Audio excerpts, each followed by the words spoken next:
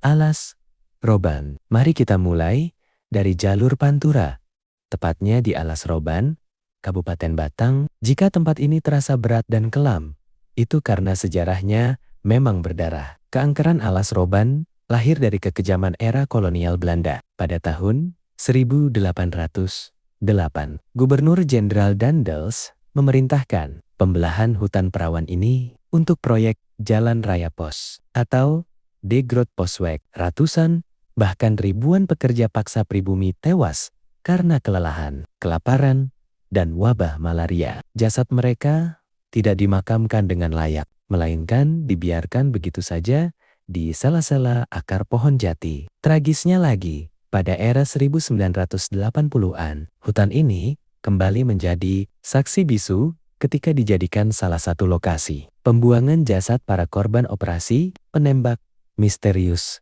Petrus. Alas Roban bukanlah sekadar sarang demit. Ia adalah monumen duka cita dari tragedi kemanusiaan yang nyata. Alas Purwo. Bergerak ke ujung timur Pulau Jawa, kita memasuki Alas Purwo di Banyuwangi. Namanya memiliki arti hutan pertama atau permulaan. Publik sering melabelinya sebagai kerajaan gaib terbesar. Tapi, mari kita buka lembaran sejarahnya. Alas Purwo adalah benteng alam sekaligus waka terakhir bagi para pelarian. Ketika kerajaan Majapahit diambang keruntuhan akibat perang saudara dan transisi agama besar-besaran di Nusantara, banyak rakyat, resi, hingga keluarga kerajaan yang menolak tunduk melarikan diri ke ujung timur. Mereka masuk ke dalam rimbunnya Alas Purwo untuk bertahan hidup dan menjaga tradisi leluhur. Di dalam kawasan ini berdirilah Pura Luhur Giri Salaka, sebuah situs sejarah yang menjadi bukti keberadaan peninggalan kerajaan Belambangan. Hutan ini begitu rapat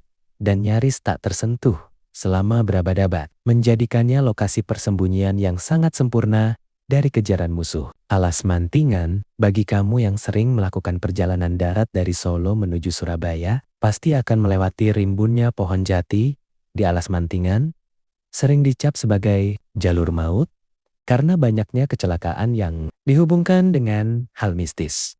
Alas Mantingan punya rekam jejak sejarah yang sangat krusial. Pada era kolonial, kawasan ini adalah urat nadi ekonomi sekaligus area eksploitasi besar-besaran. Belanda sangat menyukai kualitas kayu jati Mantingan, sehingga mereka membuka jalur secara paksa di tengah hutan yang saat itu masih dipenuhi binatang buas dan endemi penyakit mematikan. Namun, di balik eksploitasi itu, lebatnya Alas Mantingan juga berjasa besar bagi kemerdekaan kita. Pada masa revolusi fisik, hutan ini adalah tempat persembunyian favorit dan jalur logistik para pejuang gerilya Republik Indonesia saat menghindari patroli militer Belanda. Alas Gumitir. Kita naik sedikit ke daerah pegunungan yang membelah Jember dan Banyuwangi, yaitu Alas Gumitir. Jika melintas di sini, kamu akan disambut jalanan berkelok tajam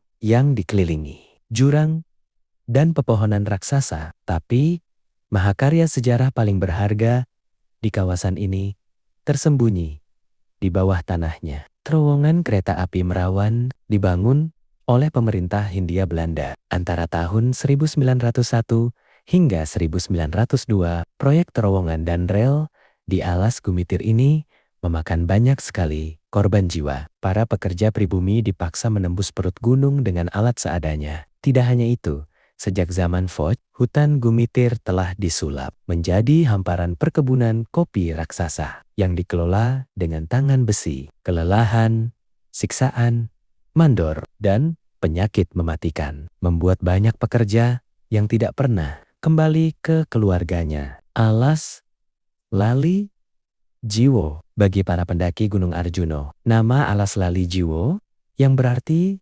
hutan lupa jiwa mungkin terdengar seperti peringatan yang mengancam nyawa. Faktanya, nama ini lahir dari sebuah tradisi spiritual tingkat tinggi peninggalan leluhur Nusantara, bukan kutukan penyesat jalan. Pada masa kejayaan kerajaan Singhasari hingga Majapahit, kawasan lereng Gunung Arjuno adalah tempat yang sangat suci. Alas Lali Jiwo adalah lokasi tetirah atau tempat para satria, resi, dan raja-raja melakukan pertapaan. Mereka datang ke kawasan ini dengan satu tujuan, melupakan jiwa yang terikat oleh nafsu duniawi, ego, dan tahta, untuk bisa menyatu dengan alam dan Sang Pencipta. Hal ini dibuktikan dengan banyaknya situs purbakala, reruntuhan candi, dan arca-arca kuno yang berserakan di sepanjang jalur pendakian hutan ini.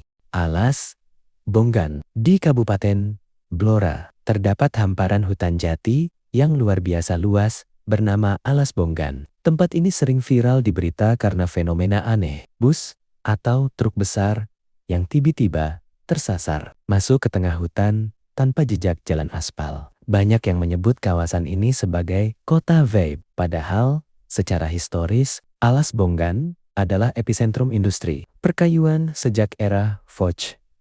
Pada abad ke-19 hingga pertengahan abad 20, Belanda membangun jaringan rel kereta api sempit atau jalur lori yang membelah hutan ini untuk mengangkut kayu jati raksasa. Setelah Indonesia merdeka dan industri mulai berubah, banyak jalur lori ini yang ditelantarkan dan akhirnya tertutup oleh semak belukar. Kondisi hutan jati yang sangat homogen di mana setiap pohon terlihat persis sama sejauh mata. Memandang membuat siapa saja yang tidak kenal medan akan kehilangan orientasi dan ilusi optik. Alas Baluran mendapat julukan Afrika Van Java. Alas Baluran di Situbondo punya pesona yang eksotis, namun menyimpan aura liar yang tak bisa disepelekan. Hutan ini adalah saksi bisu dari salah satu upaya konservasi paling awal di Indonesia. Kawasan liar Baluran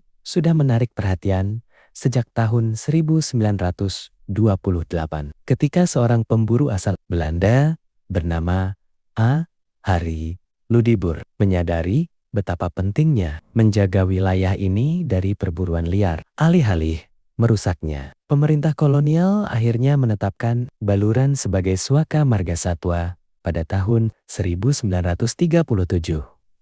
Tujuannya 1. Melindungi mamalia besar purba seperti banteng Jawa yang mulai terdesak oleh pembukaan lahan sawah di tempat lain. Saat pendudukan Jepang, kawasan tepi pantainya juga dimanfaatkan sebagai benteng pertahanan karena lokasinya yang strategis. Alas ke Tonggo. Terakhir, kita kembali ke Ngawi, menuju sebuah kawasan bernama Alas Ketonggo. Dari 8 hutan yang kita bahas, ini mungkin yang memiliki bobot sejarah paling berat dan memilukan. Hutan ini bukan sekadar lokasi pesugihan atau tempat berkumpulnya makhluk halus. Menurut catatan sejarah keraton, Alas Ketonggo adalah situs palenggahan Srigati. Hutan ini merupakan tempat persinggahan Prabu Brawijaya P, raja terakhir dari kerajaan Majapahit di abad ke-15 saat keraton Trowulan runtuh dan sang raja harus melarikan diri